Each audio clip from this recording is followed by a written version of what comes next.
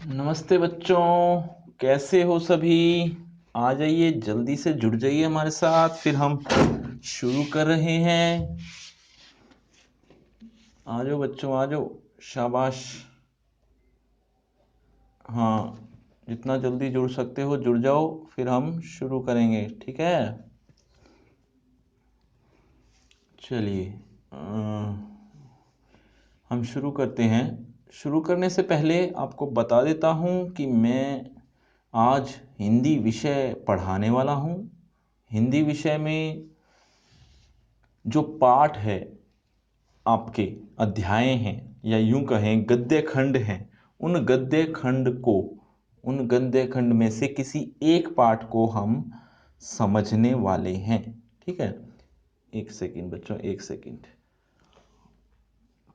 जी हाँ, तो मैं कह रहा था कि क्षितिज भाग 2 जो आपकी बुक का नेम है, इस बुक में एक पाठ है मानवीय करुणा की दिव्य चमक, जो आपको सामने दिख रहा है। इस पाठ को हम आज पढ़ने वाले हैं, परंतु इस पाठ को पढ़ने से पहले ये बता देता हूँ कि ये क्षितिज भाग 2 के गद्य खंड में से पाठ है। क्षितिज भाग 2 में जो आपके बुक का नेम है, उसमें 2 खंड हैं। एक पहला तो यही कि गद्य खंड, और एक दूसरा काव्य खंड। गद्य खंड और काव्य खंड, ये 2 खंड में लगभग लगभग नहीं, एग्जैक्टली 17 पाठ हैं। इन 17 पाठों में कुछ कविताएं हैं और कुछ अध्याय यानी पाठ हैं। तो कुछ का मतलब यूं कह सकते हो कि 50% आपका सिलेबस बटा हुआ है लगभग। जैसे लगभग 50% आपके काव्य खंड है और लगभग 50% आपका गद्य खंड है। और एग्जैक्टली मैं बात करूं तो आपकी जो 9 कविताएं हैं, 9 कविताएं, पहली 9 कविताएं, वो 9 कविताएं हैं जो शुरू में ही आई हुई हैं, ठीक है। सॉरी।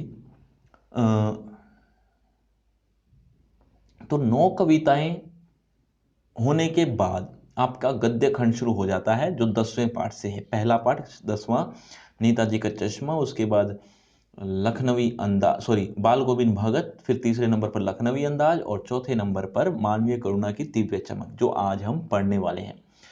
लखनवी अंदाज हम पढ़ चुके हैं। अगर आपने अभी तक वो वीडियो नहीं देखी है तो जरूर देख लीजिए, क्योंकि उससे आपको बहुत हेल्प होने वाली है।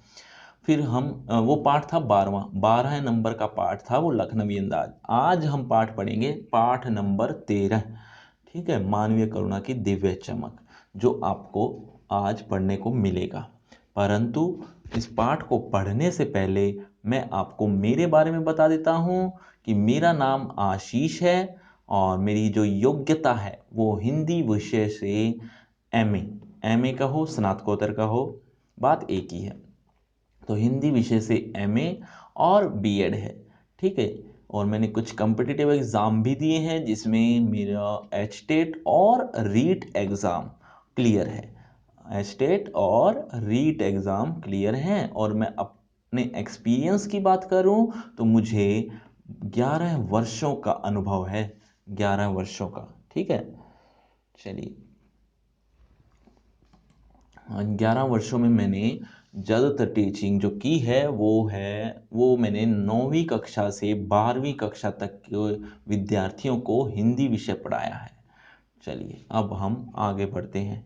इस पाठ के बारे में अगर मैं बात करूं तो इसमें 2 ही पात्र हैं पाठ में मुख्य रूप से। पहला फादर कामिल बुल्के और दूसरा लेखक।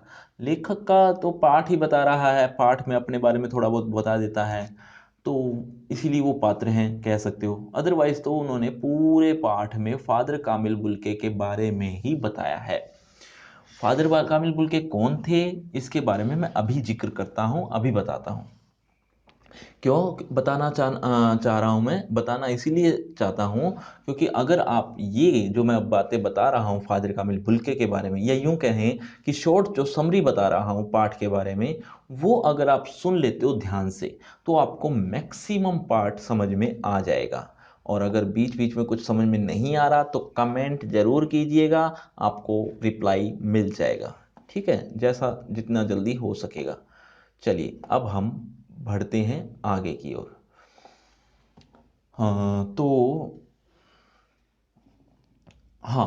तो बात थी फादर कामिल बुल्के की। फादर कामिल बुल्के एक ऐसे व्यक्तित्व हैं, एक ऐसे व्यक्तित्व जो जो बहुत अच्छा व्यवहार रखते हैं। अच्छा व्यवहार के साथ साथ बहुत से अच्छे काम भी किए हैं उन्होंने, जिनके बारे में लेखक फादर कामिल बुल्के के बारे में बता रहा है। कौन है ये फादर कामिल बुल्के, उसके बारे में बात करते हैं। जैसे हमारे या आपके, अगर आप हिंदू हैं तो, अगर आप किसी और कम्युनिटी से हैं तो कोई बात नहीं, लेकिन हिंदू में आपने देखा होगा, हिंदू कम्युनिटी में, कि मंदिर में जाते हैं हिंदू लोग, और मंदिर में वहाँ ऐसा नहीं है कि और कम्युनिटी के जा नहीं सकते, जा वो भी सकते हैं, परंतु मैं एक जनरली बात बता रहा हूँ कि हिंदू लोग अक्सर मंदिरों में जाते हैं और उन मंदिर की रखवाली करने वाले, देखने वाले, पूजा पाठ करने वाले पंडित होते हैं। ठीक है, पुजारी होते हैं। तो ऐसे ही चर्च में, यानी क्रिश्चियन लोग जहाँ जाते हैं वो चर्च में जाते हैं, और उन चर्च में जो पुजारी होते हैं उनको पुजारी नहीं कहते, उनको इसी काम को देख रेख करने वाले, चर्च के देखभाल करने वाले, पूजा पाठ करने वाले पादरी होते हैं। पादरी आपने सुना होगा, बहुत बार सुना होगा। तो ये जो पादरी हैं, ये चर्च के देखभाल करना, देख रेख करना, ये इनका काम होता है। ठीक है, जैसे पुजारी का होता है। लेकिन कई ऐसे लोग होते हैं जो इनको बड़ी रिस्पेक्ट देते हैं, खास तौर पे क्रिश्चियन लोग बहुत रिस्पेक्ट देते हैं ऐसे लोगों को, और रिस्पेक्ट में उनको फादर कहा जाता है। फादर, हर किसी पादरी को फादर कह देते हैं वो। ठीक है, मतलब वो रिस्पेक्ट होती है उनकी। तो इस इसीलिए इनका नाम, ये भी एक पादरी थे कामिल बुल्के, इसीलिए इनके नाम के आगे लगा फादर, फादर कामिल बुल्के। कौन है, क्या कर, लेखक से क्या कनेक्शन है, ये इस बारे में और सुन लीजिए थोड़ा सा। मतलब ज़्यादा टाइम नहीं लूँगा मैं, 5-7 मिनट में आपको मैं बता देता हूँ इस पाठ के बारे में, फिर हम पाठ को ही पढ़ेंगे, लाइन बाय लाइन को पढ़ेंगे, एक एक लाइन को समझेंगे। ठीक है, तो फादर कामिल बुल्के के बारे में लेखक बताता है कि ये बहुत प्रेम करते थे, बहुत ज़्यादा लोगों से इतना लगाव रखते थे। इससे पहले मैंने एक पाठ पढ़ाया था, बाल गोविंद भगत, अगर आपने पढ़ा है तो आप जानते होंगे। बाल गोविंद भगत एक ऐसे इंसान थे जो गृहस्थ थे, गृहस्थ जैसा जीवन जीते थे, लेकिन बिल्कुल साधुओं जैसा व्यवहार रखते थे, बिल्कुल साधु जैसा। मतलब साधु की जैसी परिभाषा होती है वैसा ही वो खरे उतरते थे उस परिभाषा में। थे वो गृहस्थ, घर में रहने वाले। लेकिन इनके साथ उल्टा है, किनके साथ, फादर कामिल बुल्के के साथ। इनके साथ थोड़ा उल्टा क्या है, उल्टा ये है कि ये है तो सन्यासी, साधु, लेकिन इनका जो व्यवहार है बिल्कुल गृहस्थ जैसा। कैसा, कि दूसरों से प्रेम करना। अब साधु सन्यासी की क्या परिभाषा है, कि किसी से लगाव नहीं रखते, अपने परिवार तक को भी छोड़ देते हैं, किसी की चिंता नहीं करते, अकेले मग्न रहते हैं, कोई किसी से लेना देना नहीं। ये एक साधु सन्यासी की खास बात होती है। परंतु गृहस्थ की तरह इनका व्यवहार था बिल्कुल, कि इतना लगाव रखते थे, इतना लगाव रखते थे कि एक बार रिश्ता बना लेते तो फिर तोड़ते नहीं थे। और उनका व्यवहार बहुत अच्छा था, दूसरों के प्रति प्रेम करते थे। ये तो आप कई बार सुन ही चुके हो मुझसे। लेकिन लेखक की बात करें तो लेखक भी इनके संपर्क में आए, काफ़ी टाइम इनके साथ बिताया, तो यही कारण है कि वो पाठ लिख रहे हैं, क्योंकि उनकी जो अच्छी बातें हैं, उनकी जो अच्छी अच्छी बातें हैं, वो उनको भा गई, आकर्षित कर गई, जिसके बारे में ये पूरा पाठ उन्होंने लिख दिया। तो एक आधी बात बता देता हूँ पाठ में, फिर हम पढ़ना शुरू करते हैं। ठीक है, पाठ में कहानी ये थी कि फादर कामिल बुल्के को फादर कामिल बुल्के इंजीनियरिंग की पढ़ाई कर रहे थे, इंजीनियरिंग की पढ़ाई कर रहे थे और फाइनल ईयर में थे, फाइनल ईयर था उनका। और पता नहीं क्या दिमाग में आया, संन्यास लेना चाहता हूँ, ऐसा दिमाग में आया कि मैं संन्यास लेना चाहता हूँ। फादर कामिल बुल्के को क्यों संन्यास चाहिए था, इस बारे में लेखक को भी नहीं पता। लेखक कहता है कि पता नहीं क्यों उन्होंने अचानक संन्यास ले लिया, क्योंकि घर था जो वो भरा पूरा था, ऐसा कुछ नहीं था घर पर। घर में माता पिता थे, भाई बहन थे, पूरा भरपूर परिवार था, पर पता नहीं संन्यास लेने की इच्छा क्यों जागृत हुई। चलो हो गई। अब वो अपने धर्म गुरु के पास गए, अपने गुरु के पास गए और ये कहा कि मैं संन्यास लेना चाहता हूँ। और उन्होंने, धर्मगुरु ने कहा कि एक शर्त रख सकता है कोई भी जो सन्यास लेता है, वो एक शर्त रखता है और उसकी वो शर्त मान ली जाती है, तो आपकी क्या शर्त है, ऐसा उन्होंने कहा धर्मगुरु ने। फादर कामिल बुल्के के मन में आया एक शर्त बोलने का, और उन्होंने बोला और उसकी वो शर्त मान ली गई। और वो शर्त क्या थी कि मैं इंडिया जाना चाहता हूँ, मैं इंडिया में रहना चाहता हूँ अपनी बाकी ज़िंदगी, या भारत में रहना चाहता हूँ, ऐसा उन्होंने शर्त रखी। अब वो शर्त मान भी ली गई। वो थे कहाँ के, वो थे बेल्जियम के, हमारे देश के नहीं थे, वो हमारे देश के नहीं थे, वो बेल्जियम के रहने वाले थे। और उनके शहर का नाम था रेम्स चैपल। रेम्स चैपल के रहने वाले कामिल बुल्के संन्यास लेकर यहाँ आ गए, यानी इंडिया में, भारत में। इंडिया में आने का क्या कारण था वो आप खुद ही अंदाज़ा लगा लीजिएगा, क्योंकि आपको पता चल जाएगा। मैं कुछ बातें बता रहा हूँ उनके बारे में। अब आए इंडिया, इंडिया में आने के बाद उन्होंने पादरियों की पढ़ाई की। पादरियों की जो पढ़ाई होती है, पादरी की भी पढ़ाई होती है, ऐसे ही पुजारियों की जो पढ़ाई होती है, विवाह शादी करवाते हैं वो, कर्म कांड सीखते हैं वो, तो कर्म कांड सीखने के बाद ही वो ये काम कर पाते हैं, उनकी भी एक पढ़ाई होती है, पढ़ते हैं वो, पहले सीखते हैं। तो ऐसे ही पादरियों की भी पढ़ाई होती है। उन्होंने काफ़ी साल तो पढ़ाई की पादरियों की, पादरी भी बन गए वो। उसके बाद पढ़ने की इच्छा हुई, इंडिया में आकर पढ़े। पढ़े किस विषय को, हिंदी विषय को, हिंदी विषय चुना उन्होंने। हिंदी विषय जब की पढ़ाई की, और थोड़ा ही कुछ सालों में वो इतनी अच्छी पढ़ाई कर गए कि उसी डिपार्टमेंट के, हिंदी विभाग के, हिंदी डिपार्टमेंट के अध्यक्ष बना दिए गए। अध्यक्ष यानी हेड बना दिए गए।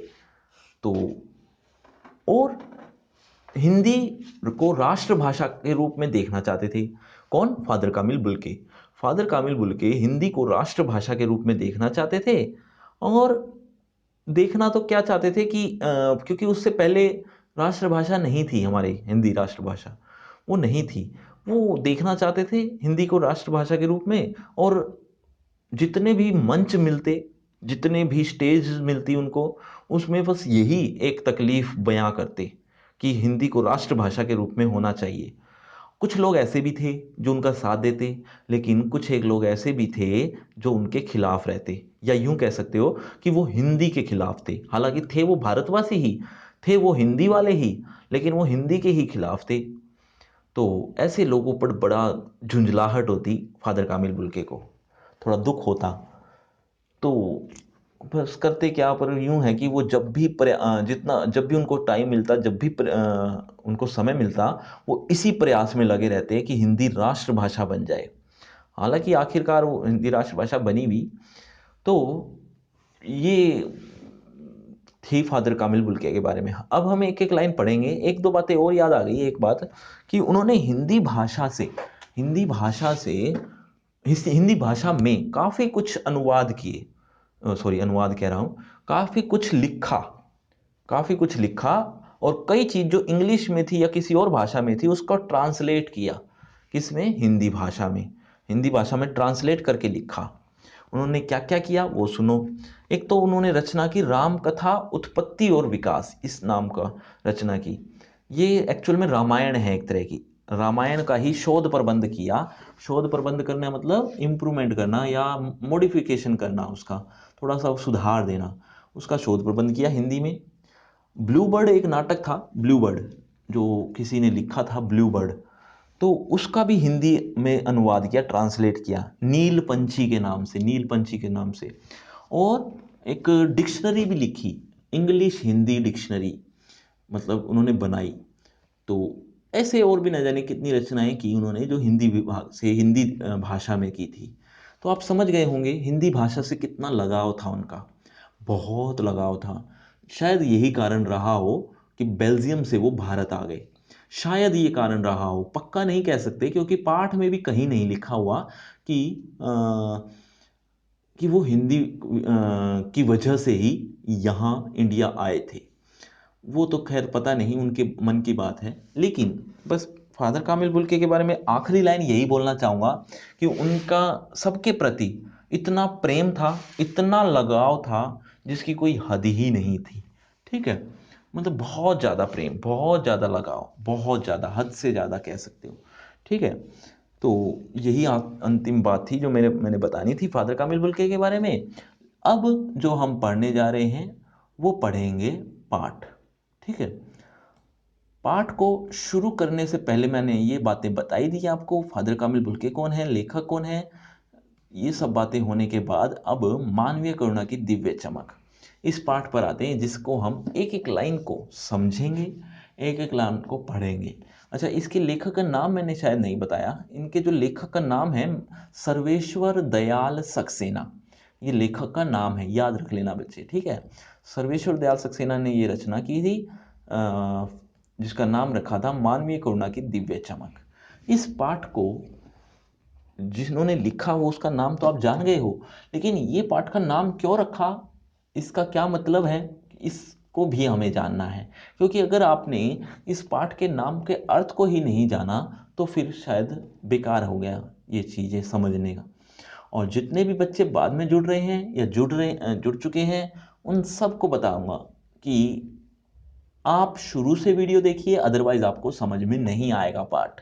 जितने भी बाद से सुन रहे हैं उन सबको कह रहा हूं, आपको पाठ समझ में नहीं आएगा अगर आप शुरू से ये वीडियो नहीं देखते हैं। तो मैं बता रहा था कि पाठ का नाम क्या है। नाम है मानवीय करुणा की दिव्य चमक, जिसका अर्थ है मानवीय। मानवीय मतलब मानव की या इंसान की, इंसान की या मानव की। करुणा, करुणा मतलब दया या सहानुभूति, या दया से समझ में आ गया होगा आपको, वो शब्द मुझे मिल नहीं रहे। तो दया या करुणा या सहानुभूति एक ही बात है। तो मानव के रूप में जो दया दिखाते थे वो ऐसे दिव्य चमक थे। दिव्य चमक मतलब, दिव्य मतलब होता है अलौकिक, मतलब जो इस लोक का है ही नहीं, इस संसार का न हो, ऐसी चमक थे वो।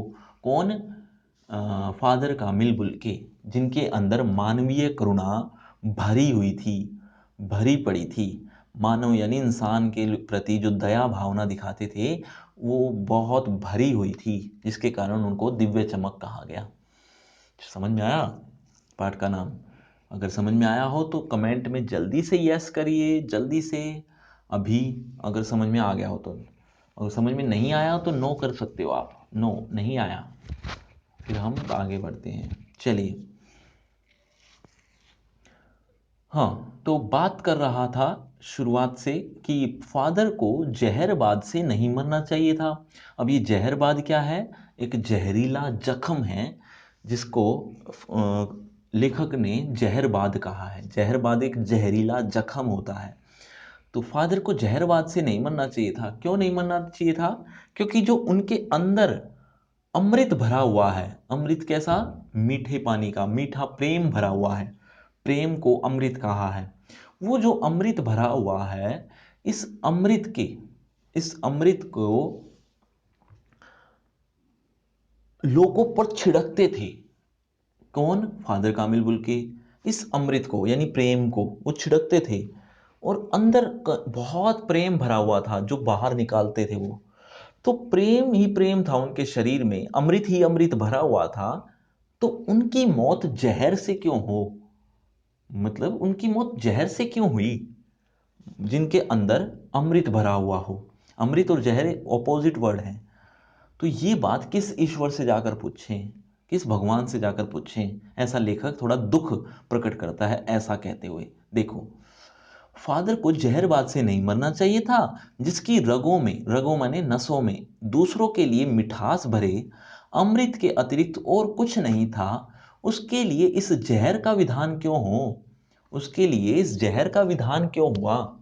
ये जहर का कार्य क्यों हुआ? विधान माने कार्य, विधान का मतलब होता है कार्य या क्रिया। जिनके अंदर अमृत भरा हुआ हो और अमृत के अलावा कुछ न हो, यानी प्रेम ही प्रेम है, उसके लिए जहर का विधान, जहर वाली क्रिया क्यों हुई? समझ में आया? यह सवाल किस ईश्वर से पूछें? ये जो सवाल है ये किस ईश्वर से, कहाँ जाकर पूछें? कौन जवाब देगा इस बात का? ठीक है, प्रभु की आस्था ही जिसका अस्तित्व था, प्रभु की आस्था ही, प्रभु की में हमेशा लीन रहते थे, आस्था रखते थे, बहुत आस्था, और उनकी ये पहचान थी, अस्तित्व था मतलब पहचान, जिसका ये पहचान हो, प्रभु की आस्था ही जिसके पहचान हो, वह देह की यातना, देह की ये कौन सी यातना? यातना मतलब मुश्किल, देह माने शरीर, शरीर की जो ये मुश्किल आई है, इस यातना की परीक्षा उम्र की आखिरी देहरी पर क्यों दे? उम्र की जो आखिरी सीढ़ी आ गई है इस देहरी पर वो क्यों दे? एक लंबी पादरी के सफेद चोगे से ढकी आकृति सामने है। एक लंबी पादरी के सफेद चोगे, लंबी और पादरी, पादरी मतलब मैं बता ही चुका हूँ, जैसे हिंदुओं में पुजारी होते हैं वैसे ही चर्च में पादरी होते हैं, जिसको फादर भी कह देते हैं। ठीक है, तो उनका जो आकार है, उनका जो वेशभूषा है, किसकी? फादर कामिल बुल्के की, वो बता रखी है कि एक लंबी और पादरी सब के सफेद चोगे, चोगे माने वस्त्र, सफेद रंग के वस्त्र डाल रखे थे जो पादरी के होते हैं, और वो उस चोगे से, उस वस्त्र से ढकी आकृति हमारे सामने है, यानी वो शरीर हमारे सामने है, यानी वो रख रहा है, वो बता रहा है कि कैसा शरीर है। गोरा रंग है, सफेद झाई मारती हुई, झाई माने होता है चमक, चमक लगाती हुई, चमक मारती हुई बूढ़ी ढाढ़ी है, भूरे रंग की ढाढ़ी है, नीली आंखें हैं, नीली रंग की आंखें हैं उनकी, और बाहें, बाहें हमेशा ऐसे थी कि जैसे वो हमेशा गले लगाने को आतुर रहते होंगे, आतुर माने व्याकुल, बेचैन, ऐसे रहती थी, जैसे नीली आंखें, बाहें खोलकर गले लगाना चाहती हूँ, आतुर रहते हूँ, आतुर माने व्याकुल। इतनी ममता, इतना अपनत्व, इतनी ममता, इतना लगाव, इतना अपनत्व इस साधु में, इस साधु मतलब किस साधु में? इस फादर कामिल बुल्के के मन में हर एक के प्रियजन के लिए, हर एक प्रियजन के लिए उमड़ता रहता था, निकलता ही रहता था। मैं 35 साल से इसका साक्षी था, मैं 35 साल से इसको देख रहा था, मतलब एक सबूत था। क्या सबूत था? कि लेखक सबूत था कि मैं 35 साल से इनको देख रहा था, इस तरह से प्रेम बड़ा निभाते थे वो, बड़े बुरा प्रेम करते थे वो। तब भी जब वे इलाहाबाद में थे, जब इलाहाबाद में थे तब भी मैं इनको देखता था, और मतलब मैं जानता था, और तब भी जब वह दिल्ली आते थे, दिल्ली आते थे तब तो मैं जानता ही था। आज उन बाहों का दबाव मैं अपनी छाती पर महसूस करता हूँ, जो बाहें थी, उन्होंने कभी गले लगाया था हमें, या मुझे, ये लेखक कह रहे हैं, मुझे जब गले लगाया था तो उसका जो दबाव है, गले लगाने का जो दबाव है, मैं आज भी अपनी छाती पर महसूस कर रहा हूँ या करता हूँ। समझ में आया सभी को? चलिए आगे बढ़ जाते हैं। अगर समझ में आ गया हो तो प्लीज़ यस कर दीजिए जल्दी से। अगर समझ में आ गया हो तो प्लीज़ यस कर दीजिए, और अगर समझ में नहीं आया हो तो नो कर दीजिए। हम आगे बढ़ते हैं। फादर को याद करना एक उदास शांत संगीत को सुनने जैसा है। फादर को हम जब याद करते हैं तो ऐसा लगता है जैसे कोई उदास शांत संगीत सुन रहे हो। जिस तरह से उदास शांत संगीत को सुनने से इंसान के अंदर दुख आ जाता है, दुख यानी दुख बढ़ जाता है, ऐसे ही उनको याद करना है। किनको याद करना? फादर को याद करना। उनको भी जब हम याद करते हैं तो दुख बढ़ जाता है। किस चीज़ का दुख? कि आज हमारे बीच फादर नहीं रहे। ठीक है, ये तो था उनको याद करना। अब उनको देखना करुणा के निर्मल जल में स्नान करने जैसा है। अब देखने की बात हुई है कि अगर हम उनको देखते थे जब वो जीवित थे, तो उनको देखना ही करुणा के, करुणा मतलब एक तरह की नदी मान लो, एक तरह का जल मान लो, ऐसा जल जो करुणा से भरा पड़ा है। और कोई इंसान उस नदी में नहा कर निकलता है तो पूरा शरीर पर, वो जल या वो करुणा भर जाती है।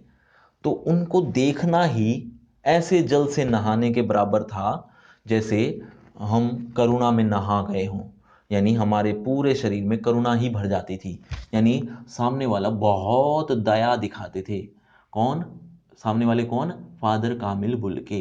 तो उनको देखना करुणा के निर्मल जल में स्नान करने जैसा था। अब ये तो थी देखने वाली बात। अब आती है उनसे बात करना। कोई भी उनसे बात करता था तो मोटिवेट हो जाता था। वो इतना मोटिवेट कर देते थे, इतना प्रेरित कर देते थे कि कर्म करने की इच्छा जागृत हो जाती थी। कर्म करने की इच्छा जागृत मतलब काम करने की इच्छा जागृत हो जाती थी। हाँ, तो और यही पढ़ रहा हूँ। और उनसे बात करना कर्म के संकल्प से भरना था। मतलब उनसे कोई भी बात करता था तो कर्म भर के संकल्प से भर जाता था कि मुझे ये कर्म करना ही है। वो इतना मोटिवेट, इतना प्रेरित कर देते थे। मुझे परिमल के वे दिन याद आते हैं। परिमल क्या है? यहाँ परिमल एक संस्था का नाम है। एक संस्था का नाम है जिसको परिमल कहा है। परिमल का मतलब परिमल का मतलब क्या कहूँ? परिमल एक संस्था, जैसे आप लोगों की पढ़ाई होती है। नो, आप 10th क्लास में हैं तो आप 10th क्लास की पढ़ाई कर रहे हैं, एक सिलेबस पढ़ रहे हैं जिसको आप अच्छी तरह से पढ़ लेते हो तो आप आगे बढ़ जाओगे, बहुत अच्छे नंबर आ जाएंगे। ठीक ऐसे ही जब लेखन का कार्य, ऐसे ही कोई पेंटिंग का काम सीखना होता है तो उसके लिए अलग संस्था बनी है। बहुत सी संस्थाएं हैं पेंटिंग सिखाने के लिए। ऐसे ही लेखन करने के लिए, साहित्य लिखने के लिए, जैसे कहानी, उपन्यास, कविता, इस तरह की कुछ लिखना है या लिखना चाहते हो तो आपको सीखना पड़ेगा उससे पहले। और सीखेंगे कहाँ? एक ऐसी ही संस्था में। और ऐसी बहुत सी संस्थाएं हैं जिनमें सबसे प्रसिद्ध कह लो या बहुत प्रसिद्ध संस्था का नाम है परिमल, जिसमें लेखन कार्य सिखाया जाता है। ठीक है, तो लेखक भी उस संस्था में था और फादर कामिल बुल्के भी वही थे। फादर कामिल बुल्के तो खैर बहुत अच्छी पोस्ट पर बन गए थे, बहुत अच्छा सीख गए थे, बल्कि लोगों को भी सिखाने लगे थे वो। तो मुझे परिमल के भी दिन याद आ रहे हैं जब हम एक पारिवारिक रिश्ते में बंधे जैसे थे। परिवार था हमारा एक तरह का परिमल में। परिवार था मतलब हम सब भाई बहन बनकर ही रहा करते थे। और उस हम में जो सबसे बड़े थे, जिसके बड़े फादर बुल्के थे, वो हमारे मुखिया थे एक तरह से परिवार के। फादर बुल्के हमारी हंसी मजाक में वह निर्लिप्त शामिल रहते। हंसी मजाक जो होता था, हम कभी हंसी मजाक करते थे तो निर्लिप्त शामिल हो जाते थे। वो निर्लिप्त मतलब शामिल भी हो गए और न भी हुए। निर्लिप्त माने अच्छी तरह से शामिल न होना, बस ऊपरी तौर पर वो शामिल रह जाते थे। हमारी गोष्ठियों में वह गंभीर बहस करते। गोष्ठियां मतलब सभा, मीटिंग्स। जब भी हमारी मीटिंग होती थी तो वो गंभीर बहस करते, बहुत अच्छी अच्छी बातें बताते, अच्छी अच्छी मोटिवेशन देते। हमारी रचनाओं पर बेबाक राय देते। बेबाक यानी बिना झिझक के वो राय देते थे। कि कब? जब हमारी रचनाएं वो पढ़ते थे तो वो राय देते थे कि इस तरह से नहीं, इस तरह से ठीक कर सकते हो आप। तो वो बेबाक राय देते और सुझाव देते। और हमारे घरों के किसी भी उत्सव में और संस्कार में बड़े भाई और पुरोहित के जैसे खड़े हो हमें अपने आशीषों से भर देते थे। हमारे घर में जितने भी उत्सव होते थे, कोई त्योहार आता था या कोई तीज त्योहार जो भी आए, संस्कार होता था, उनमें वो बड़े भाई की तरह शामिल होते थे। किसकी तरह? बड़े भाई की तरह। और पुरोहित जैसे, पुरोहित मतलब पुजारी। पूरा पुरोहित को हिंदी में पुजारी कहते हैं, हिंदी का मतलब दूसरे अर्थों में पुजारी कहते हैं। तो बड़े भाई और पुरोहित यानी पुजारी जैसे खड़े हो जाते थे और हमें आशीषों से भर देते थे। आशीष मतलब आशीर्वाद, ब्लेसिंग्स, आशीर्वादों से भर देते थे। मुझे अपना बच्चा और फादर का उनके मुख में पहली बार अन्न डालना याद आता है। मुझे अपना बच्चा याद आ रहा है और फादर का उसके मुख में पहली बार अन्न डालना। बच्चा हुआ था लेखक के यहाँ और उसका पहली बार अन्न डाला किसने? फादर कामिल बुल्के ने। और उनको वो याद आ रहा है। और उनकी नीली आंखों में चमक में, नीली आंखों की चमक में तैरता वात्सल्य भी याद आ रहा है। वात्सल्य मतलब होता है बच्चों के प्रति प्रेम। तो उनकी जो नीली नीली आंखें थी, उनकी जो चमक थी नीली आंखों की, उस चमक में वात्सल्य तैर रहा था। वात्सल्य मतलब बच्चों के प्रति प्रेम तैर रहा था। ऐसे लग रहा था जैसे किसी ऊंचाई पर देवदारू की छाया में खड़े हों। देवदारू की छाया के क्यों क्या कहा है ये? देवदारू एक तरह का वृक्ष है।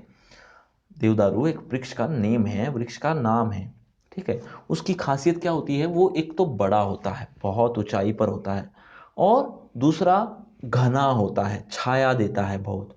तो वो बड़े तो थे ही उस पेड़ की भांति, लेकिन छाया भी देते थे। और यहाँ छाया का मतलब क्या है? छाया का मतलब है प्रेम। प्रेम बांटते थे दूसरों में। तो वो बिल्कुल देवदारों के वृक्ष के समान थे। समझ में आया? ये पैराग्राफ यहीं पर खत्म हो जाता है, लेकिन आगे भी और भी कहानी है। चलिए वो हम पढ़ेंगे, लेकिन अगर उससे पहले आप कमेंट कर दीजिए। अगर समझ में आ गया तो यस लिख दीजिए, और अगर समझ में नहीं आया तो नो कर दीजिए, तो मुझे भी पता चले कि कितना समझ में आ रहा है और कितना नहीं आ रहा आपको। चलिए मैं आगे बढ़ जाता हूँ। कहाँ से शुरू करें? इलाहाबाद की सड़कों पर फादर की साइकिल चलती दिख रही है। इलाहाबाद की बात एक बता रहे हैं वो। वहाँ की बात बताते हुए क्या कहते हैं कि वह हमारे पास आकर रुकती है। क्या रुकती है? साइकिल। मुस्कुराते हुए उतरते हैं। मुस्कुराते हुए फादर कामिल बुल के उतरे और क्या कहा वो सुनो ध्यान से। देखिए देखिए, मैंने उसे पढ़ लिया है और मैं कहना चाहता हूँ। इस तरह से वो बातें बोलते हैं। अब यहाँ तक ही वो बोले हैं। आगे क्या कहा उन्होंने लेखक ने ऐसा नहीं लिखा। इतना क्यों लिखा? एक लाइन ही क्यों लिखी? ये दिखाने के लिए वो हमेशा एक्साइटेड रहते थे। इस लाइन से पता चल रहा है कि जो जो भी इस लाइन को बोला है वो बहुत एक्साइटेड रहा होगा, और वो थे फादर बुल्के। तो बड़े एक्साइटेड रहते थे, हमेशा उत्साही रहते थे, उत्साहित रहते थे। उनको कभी क्रोध में नहीं देखा। क्रोध नहीं आता था कभी। आवेश में जरूर देखा है। आवेश मतलब होता है भावुक, इमोशनल। इमोशनल जरूर हो जाते थे। और ममता और प्यार में लबालब छलकता महसूस किया है। ममता और प्यार में लबालब भर देते थे वो। ठीक है। अक्सर उन्हें देखकर लगता था कि बेल्जियम में इंजीनियरिंग के अंतिम वर्ष में पहुंचकर उनके मन में सन्यासी बनने की इच्छा कैसे जाग गई। मतलब सन्यासी बनने की इच्छा पता नहीं क्यों जाग गई, जबकि इंजीनियरिंग की पढ़ाई कर रहे थे और फाइनल ईयर में थे। तो इतना सब कुछ होते हुए भी पता नहीं क्या दिमाग में आया कि मैं सन्यास लूंगा। और हालांकि घर भरा पूरा था। घर भरा पूरा था। दो भाई थे, एक बहन थी, माँ पिता सभी तो थे। ये सब होने के बावजूद भी उनके मन में पता नहीं सन्यास लेने का मन में क्यों आई। चलो अब आ गई तो। आपको अपने देश की याद आती है? लेखक ने पूछा ये बात किससे? फादर बुल्के से। क्या कहा कि आपको अपने देश की याद आती है? तो फादर ने क्या जवाब दिया? कितना अच्छा जवाब दिया। मेरा देश तो अब भारत है। मेरा देश तो अब भारत है और मैं भारत में ही हूँ, देश की याद कैसे आएगी? तो लेखक ने पूछा मैं जन्मभूमि की पूछ रहा हूँ, जहाँ आपका जन्म हुआ है। तो उन्होंने जवाब दिया हाँ आती है, बहुत सुंदर है मेरी जन्मभूमि, रेम्स चैपल। ये उन्होंने जवाब दिया, यानी फादर कामिल बुल्के ने। तो लेखक ने फिर से पूछा एक क्वेश्चन कि घर में किसी की याद आती है? तो उन्होंने जवाब दिया माँ की याद आती है, बहुत याद आती है, माँ बहुत याद आती है। और अक्सर माँ की स्मृतियों में डूब जाते देखा है। स्मृति माने यादों में। उनकी यादों में, किन की यादों में? माँ की यादों में वो डूब जाते थे। उनकी माँ की चिट्ठियां अक्सर उनके पास आती थी।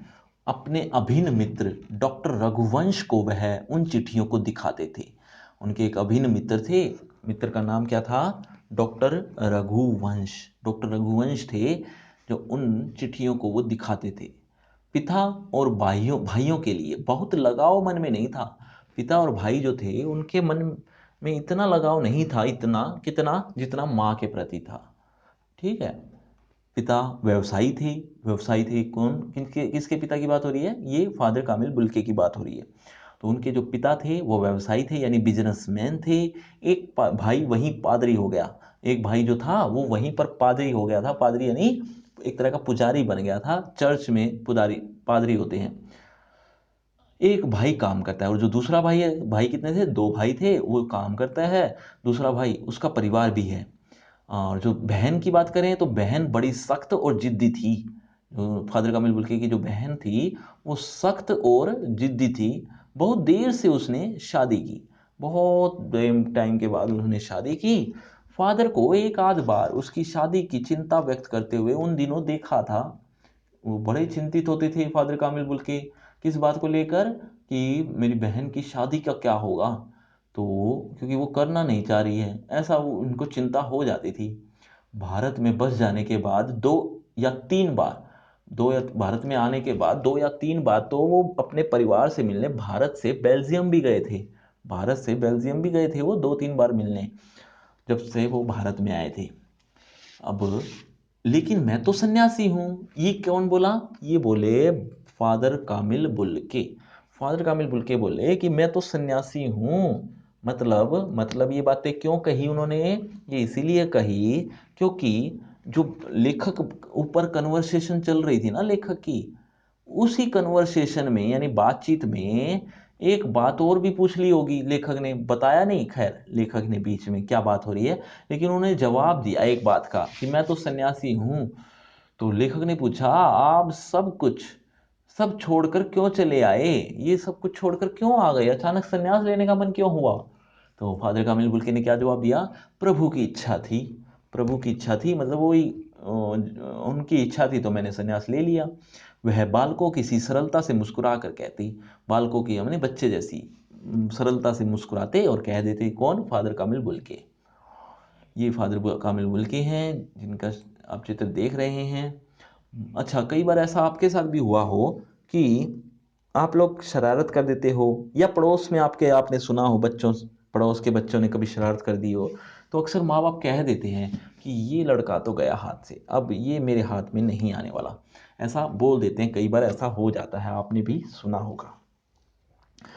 तो अब बात आती है कि ऐसा कहने वाले के मन में ये नहीं होता कि लड़का हाथ से गया तो मतलब वो तो एक बात कह दी जाती है मजाक में या एक गुस्से में, कुछ भी कह लो। ऐसा ही फादर कामिल बुल्के के साथ भी ऐसा ही हो गया। क्या हुआ? वो ये हुआ, फादर कामिल जो बुल्के दिख रहे हैं ना आपको, उनके साथ ऐसा हुआ कि वो बच्चे थे और एक बचपन में कभी माँ ने डांटते हुए ये बात कह दी थी कि ये लड़का तो हाथ से गया। और वो तो बात थी एक अलग सी, लेकिन सच में ही ऐसा ही हो गया। सच में ही ऐसा हुआ कि फादर कामिल बुल्के इस जीवन को छोड़कर सन्यास जीवन में चले गए। तो ये ऐसा हकीकत भी हो गई। तो वही लिखा हुआ देखो, माँ ने बचपन में ही घोषित कर दिया था कि लड़का हाथ से गया। और सचमुच इंजीनियरिंग के अंतिम वर्ष की पढ़ाई छोड़ फादर बुल्के सन्यासी होने जब धर्मगुरु के पास गए और कहा कि मैं सन्यास लेना चाहता हूं, तथा एक शर्त रखी। कैसी शर्त? सन्यास लेते समय सन्यास चाहने वाला शर्त रख सकता है कि मैं भारत जाऊंगा। ये शर्त रखी उन्होंने कि मैं भारत जाना चाहता हूं। और अब लेखक ने पूछा, भारत जाने की बात क्यों उठी? मुझे भारत ही क्यों आए? कारण क्या था? तो उन्होंने जवाब दिया, नहीं जानता, बस मन में था। उनकी शर्त मान ली गई और वह भारत आ गए। उन्होंने भारत में आने के बाद सबसे पहले क्या किया? सबसे पहले वो जिसेट संघ, ये एक संस्था का नाम है जहां पादरियों की पढ़ाई होती है। तो जिसेट संघ में 2 साल तक पादरियों के बीच धर्माचार की पढ़ाई की। 2 साल तक तो धर्माचार सीखा उन्होंने, यानी पादरियों की शिक्षा ग्रहण की। और फिर 9-10 वर्ष दार्जिलिंग में पढ़ते रहे। 9-10 वर्ष दार्जिलिंग एक हमारे देश का ही एक स्थान का नाम है, पश्चिम बंगाल में। वहाँ उन्होंने पढ़ाई की और वो हिंदी से रिलेटेड थी बच्चों। ठीक है, चलिए आगे बढ़ते हैं। कलकत्ता, जो पहले कोलकाता था से बीए किया और फिर इलाहाबाद से एमए की, यानी बीए भी किया उन्होंने और धीरे धीरे इलाहाबाद से एमए भी किया। उन दिनों डॉक्टर धीरेन्द्र, जब वो पढ़ रहे थे तब उन दिनों डॉक्टर धीरेन्द्र वर्मा हिंदी विभाग के अध्यक्ष थे, हिंदी डिपार्टमेंट के एक हेड थे।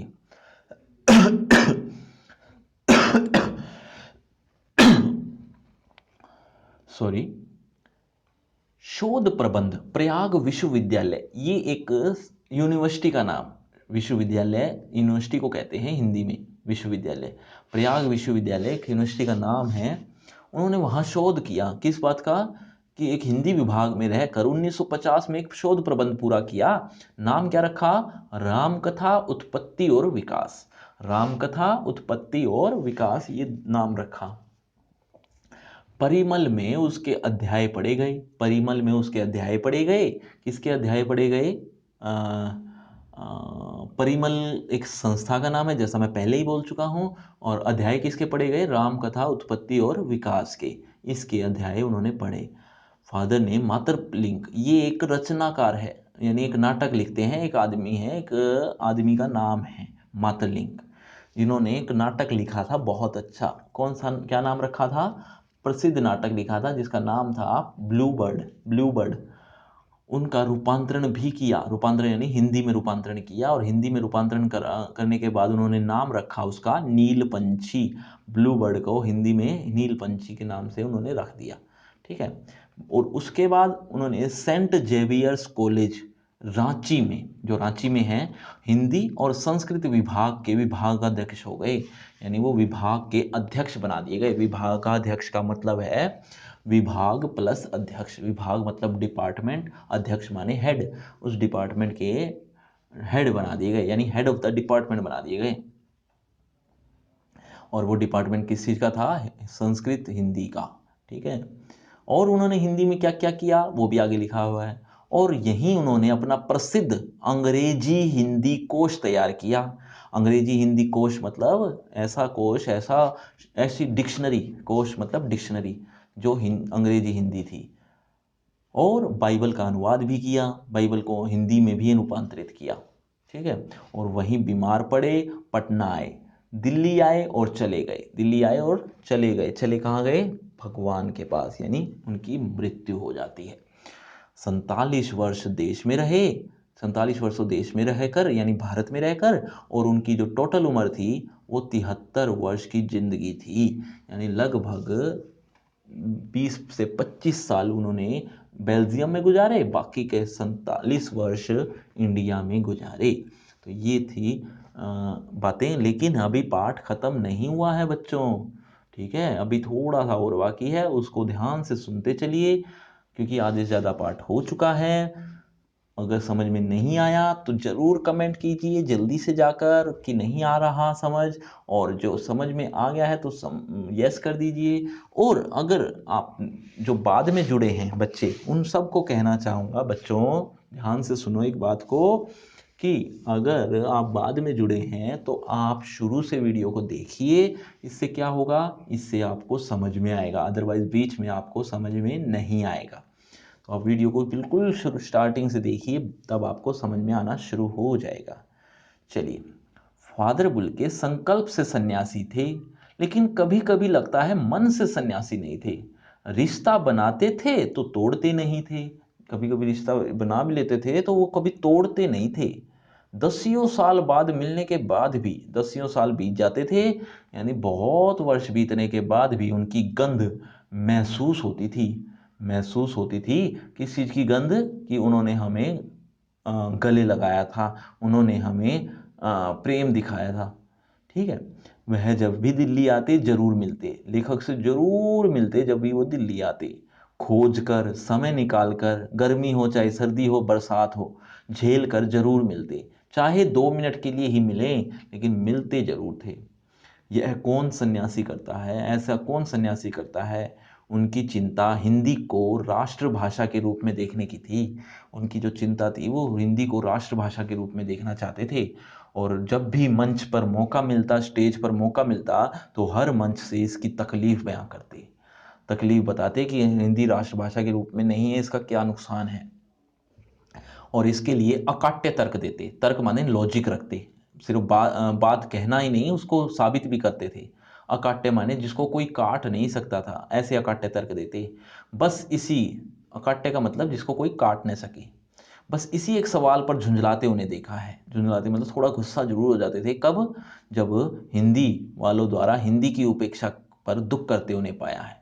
जब हिंदी वाले ही हिंदी की उपेक्षा कर रहे हैं तो ऐसे स्थिति में उन्हें दुख होता था, थोड़ा झुंझला जाते थे, ठीक है। घर परिवार के बारे में, निजी दुख तकलीफ के बारे में वो पूछना उनका स्वभाव था। हमेशा घर परिवार के बारे में पूछते, किसके? सामने वाले के, कि वो आपका घर परिवार कैसा है, दुख तकलीफ के बारे में जरूर पूछते थे हमेशा। ये उनका स्वभाव था। और बड़े से बड़े दुख में भी उनके मुख से क्या? मुख से सांत्वना के जादू भरे 2 शब्द सुनना मतलब 2 शब्द भी उनके मुख से सुन लिए जाते थे तो भी एक सांत्वना मिलती थी। मतलब बड़ा दुख भी है अगर जीवन में तो, और उनके उनके मुख से 2 शब्द भी सुन लिए, मतलब थोड़ी बातें सुन ली तो एक सांत्वना सी मिलती थी, एक तसल्ली सी मिलती थी, वो दुख दूर हो जाता था। तो सांत्वना के जादू भरे 2 शब्द सुनना एक ऐसी रोशनी से भर देता था जो किसी गहरी तपस्या से जन्मती है। मतलब ऐसी तपस्या से, बहुत गहरी तपस्या की हो तब वो रोशनी मिलती है। ऐसी रोशनी तो उनसे बात करके ही मिल जाती थी। तो ये समझ में आया, ऐसी रोशनी से प्राप्त होती थी हमें। हर मौत दिखाती है जीवन को नई राह, ऐसा वो कहते थे। फादर कामिल बुल्के के बेटे और पत्नी दोनों की मृत्यु हो गई किसी कारणवश। बेटा और पत्नी मर गए। और जब वो मरे तो दुख तो बहुत होता है इंसान को, लेखक को भी बहुत था कि उसकी पत्नी और बेटा मर गया। लेकिन फादर कामिल बुल्के ने कुछ ऐसी बातें बताई, ऐसी बातें कही जिससे उनकी तकलीफ थोड़ी कम हो गई। तो वो उनको याद आ रही है। और उन्होंने एक बात कही थी कि हर मौत दिखाती है जीवन को नई राह। मौत आ गई है, किसी को मौत आ गई है, हर मौत दिखाती है जीवन को नई राह, एक नया जीवन शुरू करती है, एक नया जीवन बताती है, अपनाती है। तो नया जीवन अपनाओ, इसको अब जितना जल्दी हो सकता है भूल जाओ, ये जो होना था वो हो गया है, ऐसा उन्होंने सांत्वना दी। मुझे अपनी पत्नी और पुत्र की मृत्यु याद आ रही है और फादर के शब्दों से झरती विरल शांति, झरती माने अलग होती हुई, विरल माने जो बहुत टाइम से न मिली हो, ऐसी शांति। समझ में आया बच्चों? क्लियर है? अगर समझ में आ रहा है तो यस का कमेंट कर तो दीजिए कम से कम, अभी तक नहीं किया आपने। चलिए कर दो जितना जल्दी हो सकता है। अगर नहीं आ रहा तो नो का कमेंट भी कर दीजिए, कोई बड़ी बात नहीं है। चलिए मैं देखूंगा ज़रूर। आज वह नहीं है, आज नहीं है वो कौन? फादर कामिल बुल्के। दिल्ली में बीमार रहे और पता ही नहीं चला। बाहें खोलकर इस बार उन्होंने गले भी नहीं लगाया। गले क्यों नहीं लगाया? क्योंकि अब उनकी मौत हो गई है। और जब देखा तब वे बाहें दोनों हाथों की सूजी उंगलियों को उलझाए ताबूत के जिस्म पर पड़ी हैं। ताबूत समझते हो? ताबूत का एक बॉक्स होता है, बॉक्स जिसमें डेड बॉडी को लिटाया जाता है, क्रिश्चियन लोग लिटाते हैं, कॉफिन जिसको बोलते हैं, आपने सुना होगा। तो दोनों बाहें, हाथों की सूजी हुई उंगलियां और हाथों की सूजी हुई उंगलियां थी। सूजी हुई उंगलियां क्यों थी? क्योंकि उनको जहरबाद हो गया था, जिसकी वजह से उनकी उंगलियां सूज गई थी। तो उलझाए ताबूत के जिस्म पर पड़ी थी। जो शांति बरसती थी वो अब चेहरे पर थिर थी। जो बरसती थी वो अब स्थिर थी। थिर माने स्थिर, रुकी हुई। क्यों रुकी हुई थी? क्योंकि अब उनकी मौत हो गई है। और जब वो जिंदा थे तो वो शांति उनके चेहरे पर बरसती थी, दिखती थी। तरलता जम गई थी। तरलता माने लिक्विड, ये जो शांति की जो लिक्विडनेस है वो अब जम गई थी, तरलता जम गई थी। कब था वो दिन? कौन सी दिन मर गए थे वो? देखो, वह 18 अगस्त 1982 की सुबह 10 बजे का समय था और वो उनको ले जाया जा रहा था दिल्ली में कश्मीरी गेट के निकलसन कब्रगाह। कब्रगाह मतलब जहाँ कब्र में दफनाया जाता है। जैसे हिंदू लोग जलाते हैं डेड बॉडीज़ को, ऐसे ही मुसलमान और क्रिश्चियन लोग दफनाते हैं। तो निकलसन कब्रगाह में उनको, उनका ताबूत एक छोटी सी नीली गाड़ी में से उतारा गया। अब हमारे जैसे की बात करूं, कि हिंदुओं की बात करूं, तो कंधों पर ले जाया जाता है। किसको? अर्थी को। लेकिन वो गाड़ी में ले जाते हैं ताबूत को। तो उन्होंने कहाँ गया, हाँ। तो ताबूत को एक छोटी सी नीली गाड़ी में से उतारा गया। कुछ, अच्छा, वहाँ कौन कौन लोग थे वो अब इस पैराग्राफ में है। कुछ पादरी, रघुवंशी का बेटा और उनके परिजन राजेश्वर सिंह उन्हें उतार रहे थे। किन्हें उतार रहे थे? ताबूत को या फादर कामिल बुल्के को। फिर उसे उठाकर एक लंबी संकरी गली थी और उदास पेड़ों की घनी छांव वाली सड़क में, उदास पेड़ थे क्योंकि वो पेड़ भी उदास लग रहे थे उस दिन, क्योंकि फादर कामिल बुल्के की डेथ हो गई थी। तो लेखक को ऐसा लग रहा था जैसे पेड़ भी उदास हों। और घनी छांव वाली सड़क से कब्रगाह के आखिरी छोर तक ले जाया गया। कब्रगाह मतलब जहाँ पर कब्र दफनानी है, जो डेड बॉडी थी वो दफनानी थी। तो उसको कब्रगाह कहा है, तो वो कब्रगाह के आखिरी छोर तक ले जाएगा, जहाँ धरती की गोद में सुलाने के लिए कब्र अवाक मुंह खोले हुए लेटी हुई थी। अवाक यानी चुपचाप चुपचाप लेटी हुई थी कब्र, और इंतजार कर रही थी किसका, एक डेड बॉडी का। तो कब्र खोद दी गई थी और इंतजार कर रही थी वो। चलिए, ऐसा ही कुछ लिखा हुआ है। ऊपर करील की घनी छां थी। करील एक पेड़ का नाम है, करील, जो कांटेदार होते हैं, कांटे कांटे होते हैं काफी उसमें, तो कांटेदार झाड़ियों थी एक तरह की, उसकी घनी छां थी। और चारों ओर कब्रें, चारों ओर कब्रें थी, चारों ओर कब्र ही कब्र थी। और तेज धूप के वृत्त थे। तेज धूप के वृत्त माने तेज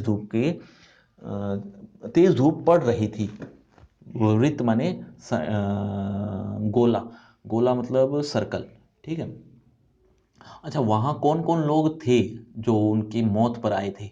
देखो, जैनेन्द्र कुमार, विजेंद्र स्नातक, ये सब दुखी थे, बड़े दुखी लग रहे थे उनकी मौत पर। अजीत कुमार, डॉक्टर निर्मला जैन और मसीही समुदाय के लोग, पादरीगण, उनके बीच गैरिक वस्त्र पहने। ये सब लोग गैरिक वस्त्र पहने हुए, गैरिक माने हल्के भूरे रंग के वस्त्र, वस्त्र माने कपड़े, हल्के भूरे रंग के कपड़े पहने इलाहाबाद के प्रसिद्ध विज्ञान शिक्षक कौन? डॉक्टर सत्यप्रकाश और डॉक्टर रघुवंश भी, जो अकेले ही उस संकरी सड़क को की ठंडी उदासी में बहुत पहले से खामोश, दुख की, मतलब ये बहुत दुख महसूस कर रहे थे। ये सभी जितने भी नाम आपने पढ़े हैं इन 2 लाइनों में, 4 लाइन में, वो सब के सब बहुत दुखी थे। ये बताने के लिए ये लाइन लिखी है कि वो बहुत पहले से खामोश, दुख की किन्हीं अपरिचित आहटों में दबे हुए थे। अपरिचित आहटों में दबे हुए थे मतलब अपरिचित आहट में वो अपना दुख व्यक्त कर रहे थे। अपरिचित माने उनको भी समझ में नहीं आ रहा था कि ये हो क्या गया है। ठीक है, समझ में आया यहाँ तक? चलिए आगे बढ़ते हैं। और ये सब लोग, जितने भी लोग थे, वो सिमट आए थे कब्र के चारों तरफ। कब्र के चारों तरफ सिमट आए थे, यानी पास आ गए थे उस कब्र के चारों ओर। फादर की देह पहले कब्र में के ऊपर लिटाई गई। फादर की जो देह थी वो कब्र के ऊपर लिटा दी गई पहले, और मसीह विधि से अंतिम संस्कार शुरू हुआ। मसीह विधि से जो संस्कार शुरू हुआ वो बहुत मसीह विधि क्या होती है पहले तो वो बता देता हूँ। मसीही विधि का मतलब होता है, जैसे क्रिश्चियन लोग अंतिम संस्कार करते हैं वो मसीही विधि से करते हैं। हिंदू लोग अपने विधि से करते हैं, अपने तरीके होते हैं उनके रीति रिवाज के। तो उनकी जो तरीका था अंतिम संस्कार था वो मसीही विधि से ही कही। अंतिम संस्कार शुरू किया, किसने शुरू किया अंतिम संस्कार? रांची के जो फादर थे, नाम था पास्कल तोयना, ये भी पादरी हैं, पास्कल तोयना, उनके द्वारा ये अंतिम संस्कार हुआ, या मसीह विधि से अंतिम संस्कार हुआ। उन्होंने हिंदी में मसीह विधि से प्रार्थना की, हिंदी में ही शुरू की थी, हिंदी में ही बोल रहे थे। फिर सेंट जेवियर्स के रेक्टर फादर पास्कल ने उनके जीवन और कर्म पर श्रद्धांजलि अर्पित करते हुए कहा। अब ये श्रद्धांजलि अर्पित करते हुए, ये श्रद्धांजलि क्या होता है वो सुनो ध्यान से। जब कोई क्रिश्चियन लोग मर जाते हैं तो कोई 2 4 5 व्यक्ति जो उनके जानकार हैं, जो मरा है, उनके जो क्लोज हैं, जो पास हैं या पास थे, वो उनके जीवन के बारे में अच्छी अच्छी बातें बोलते हैं कि इनका जीवन में ये अच्छी बातें थी, इनके जीवन में ये अच्छी बातें थी, इनको अपनाना चाहिए, वगैरह वगैरह वगैरह। तो ऐसी ऐसी बातें बोलना, उनके बारे में अच्छी अच्छी बातें बताना, ये इसको कहते हैं श्रद्धांजलि बोलना, श्रद्धांजलि अर्पित करना। तो फादर पास्कल ने उनके जीवन पर और कर्म पर श्रद्धांजलि अर्पित करते हुए कहा, क्या कहा? फादर बुल्के धरती में जा रहे हैं, इस धरती से ऐसे रत्न और भी पैदा हों, ऐसा कहा उन्होंने। मतलब ये ऐसे रत्न है, रत्न माने हीरा, ये हीरे हैं और ये धरती पे जा रहे हैं। धरती में मतलब उनको दफनाया जा रहा है, जैसे पौधे को दफनाया जाता है, या कोई जैसे फॉर एग्जांपल सेब है, सेब का एक बीज ले लो, उसको दफना दो, उसको प्रॉपर तरीके से पानी वगैरह दिया जाए तो वो बहुत से बीज उत्पन्न कर देता है, एक सेब बहुत से सेब बना देगा। तो वैसे ही फादर बुल्के भी अब धरती में जा रहे हैं, फादर बुल्के जैसे हीरे धरती में जा रहे हैं, ऐसे रत्न, ऐसे हीरे और भी पैदा हों इस दुनिया में। तो ऐसा उन्होंने अच्छी बात कही। डॉक्टर सत्यप्रकाश ने भी अपनी श्रद्धांजलि में डॉक्टर सत्यप्रकाश ने भी अपने श्रद्धांजलि अर्पित की, और उनके जो श्रद्धांजलि थी उनमें वो अनुकरणीय जीवन पर नमन किया। किन के अनुकरणीय जीवन? फादर कामिल बुल्के का अनुकरणीय, अनुकरणीय मतलब फॉलो करने लायक, अनुकरणीय, फॉलो करने लायक ऐसे जीवन को नमन किया। फिर देह कब्र में उतार दी गई। फिर देह जो थी, वो शरीर जो था वो कब्र में उतार दिया गया, डेड बॉडी को कब्र में रख दिया गया। अब हुआ क्या आगे देखो। अच्छा, कई बार देखा हो या सुना हो आपने कि जो साधु सन्यासी होते हैं वो किसी से लेन देन नहीं रखते, इवन परिवार से भी अपना नाता तोड़ लेते हैं, लेकिन जब उनकी मौत होती है तो उनके साथ वैसा ही होता है। कैसा कि कोई मेल मिलाप तो किसी से रखा नहीं, तो भीड़ भाड़ भी नहीं होती उनकी मौत पर, एक दो जने ही होते हैं बस, ज़्यादा नहीं, या परिवार के ही लोग होते हैं बस, ज़्यादातर वो भी शायद नहीं होते।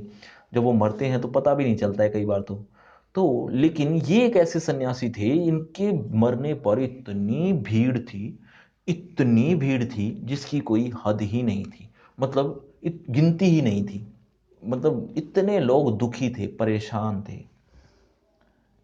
तो मैं नहीं जानता इस सन्यासी ने कभी सोचा था या नहीं कि उसकी मृत्यु पर कोई रोएगा, लेकिन मैं नहीं जानता ये ऐसा उस सन्यासी ने यानी फादर कामिल बुल्के ने सोचा भी था। लेकिन उस क्षण रोने वालों की कमी नहीं थी, उस क्षण रोने वालों की कमी नहीं थी, इतने ज़्यादा लोग थे। ऐसा लग रहा था जैसे नम आंखों को गिनना स्याही फैलाना है। नम आंखों को गिनना स्याही फैलाने का मतलब क्या है, नम आंख जिस तरह से स्याही अगर फर्श पर गिर जाए और उसको हम इकट्ठा करने लग गए तो क्या होगा, वो और ज़्यादा फैल जाएगी, वो कभी इकट्ठी नहीं हो सकती। उस ठीक ऐसे ही वहां लोग कितने दुखी थे, इस बात का अनुमान नहीं लगाया जा सकता था, गिना नहीं जा सकता था, इकट्ठा नहीं किया जा सकता था, वो तो और ज्यादा बढ़ रहे थे। ठीक है, तो अंतिम पैराग्राफ देखिए। इस तरह से हमारे बीच वह चला गया जो हम में से सबसे अधिक छायादार था। कौन छायादार था? छायादार थे फादर कामिल बुल्के। फल फूल और गंध से भरा हुआ था, फल फूल और गंध से यानी खुशबू से भरा हुआ था, और सबसे अलग था, अलग मतलब सबसे यूनिक थे, और सबके होकर थे, सबके हो गए थे वो, यानी सब अपना मानते थे उनको। सबसे ऊंचाई पर थे, सबसे ऊंचाई पर मतलब उन्होंने बहुत अच्छी अच्छी उपलब्धियां हासिल की हैं, जिसकी वजह से वो ऊंचाई पर थे, या यूं कहो कि वो बहुत बड़े इंसान थे हम सब में। मानवीय करुणा की दिव्य चमक में लहलाता खड़ा था। हम में से कौन चला गया? जो दिव्य चमक में लहलाता हुआ खड़ा था, वो अब जा चुका है मतलब अब उनको उनकी मौत हो गई है। लहलाता खड़ा है, मानवीय करुणा की दिव्य चमक में लहराता हुआ खड़ा है। मानवीय करुणा दिव्य चमक मैंने शुरू में बताया था, और ये बात मैं बार बार बोल रहा हूँ, अगर आपने शुरू से पाठ नहीं देखा है तो आपको ये पाठ नहीं समझ में आएगा। आप शुरू से पाठ देख लीजिए, आपको समझ में आना शुरू हो जाएगा। इवन 100% तो नहीं तो मैक्सिमम पार्ट आपको समझ में आ जाएगा। एक आधी परेशानी, एक आधा डाउट अगर रह जाएगा तो वो आप कमेंट में आप पूछ सकते हैं। तो आप जरूर देखिए शुरू से इस वीडियो को। देखिए आगे लास्ट की एक दो लाइन है। हाँ, तो जो मानवीय करुणा की दिव्य चमक में लहराता खड़ा था, ऐसा इंसान अब हमारे बीच से जा चुका है, जिसकी स्मृति हम सब के मन में, मतलब इसको मैं समझा देता हूँ, पहले फिर पढ़ता हूँ कि एक जैसे यज्ञ हो रहा है। यज्ञ की खास बात होती थी, पहले होते थे यज्ञ, एक उस यज्ञ की खास बात होती थी कि उसमें जो आग जलती थी वो काफी वर्षों तक या अनंत काल तक वो बनी रहती थी, वो बुझती नहीं थी। उस यज्ञ की खास बात होती थी कि वो बुझती नहीं थी। और तो ये उसकी जो खास बात होती थी कि वो बुझती नहीं थी। ठीक वैसे ही वो आँच की तरह हमारे मन में समा गए हैं, अब वो बुझेगी नहीं। वो अब उनकी यादें हमारे दिमाग से अब जाएंगी नहीं। हमारे किसकी? जो उनके निकट थे, जो उनको जानते थे, जो उनसे मिले थे, उनके दिमाग में हमेशा यादें बनी रहेंगी। चलिए, किसके किसके प्रति यादें? फादर कामिल बुल्के की, जिसकी स्मृति हम सब के मन में, जो उनके निकट थे, किसी यज्ञ की पवित्र आग की आँच की तरह आजीवन, आजीवन यानी पूरे जीवन बनी रहेगी। मैं उस पवित्र ज्योति की याद में श्रद्धान्वित हूँ। पवित्र ज्योति कौन? फादर कामिल बुल्के। मैं उस पवित्र ज्योति की याद में श्रद्धानत हूँ। श्रद्धानत माने श्रद्धांजलि अर्पित करता हूँ। श्रद्धांजलि कैसे अर्पित करता हूँ? ये श्रद्धांजलि तो अर्पित की, यानी ये जो तुमने पाठ पढ़ा, ये पूरा पाठ श्रद्धांजलि के रूप में ही तो था। जैसे मैंने बताया था कि श्रद्धांजलि में अच्छी अच्छी बातें बताई जाती हैं जो मर जाता है, तो ये पूरा पाठ ही उनके लिए श्रद्धांजलि ही था। तो ये थी एक फादर कामिल बुल्के की कहानी या बारे में, सच्चाई थी, ये कोई झूठ नहीं था। सर्वेश्वर दयाल सक्सेना लेखक थे। आपने इस पाठ को पढ़ा, समझा, नहीं समझ में आया तो नो कर दीजिए, समझ में आ गया हो तो यस कर दीजिए, और अगर कोई डाउट है तो वो भी पूछ लीजिए कमेंट में, और ज़रूर जवाब देने की कोशिश करूँगा। और आपने ये 1 घंटे तक मेरी इस क्लास को अटेंड किया, इसके लिए मैं आपका बहुत बहुत शुक्रिया करता हूँ। और अगर आपको और भी ज़्यादा वीडियोस चाहिए, मटेरियल चाहिए आपकी क्लास से रिलेटेड, तो आपको एक काम करना पड़ेगा, अनअकैडमी ऐप डाउनलोड करनी पड़ेगी, जो आपको प्ले स्टोर पर मिल जाएगी, अनअकैडमी ऐप, जिसमें आपको बहुत ढेर सारा मटेरियल मिल जाएगा। कि यहाँ आपको शायद हो सकता है लिमिटेड मिलता हो, कम मिलता हो सकता है ऐसा, है ना, होता है बच्चों। तो ऐसा अनअकैडमी ऐप पर आपको नहीं मिलेगा देखने को, उसमें आपको बहुत सारा मटेरियल देखने को मिल जाएगा। तो आप चाहिए डाउनलोड कीजिए। मेरी क्लास अटेंड करने के लिए आपका बहुत बहुत शुक्रिया, धन्यवाद, आपका धन्यवाद, शुक्रिया, thank you very much. Bye bye बच्चों, बाय।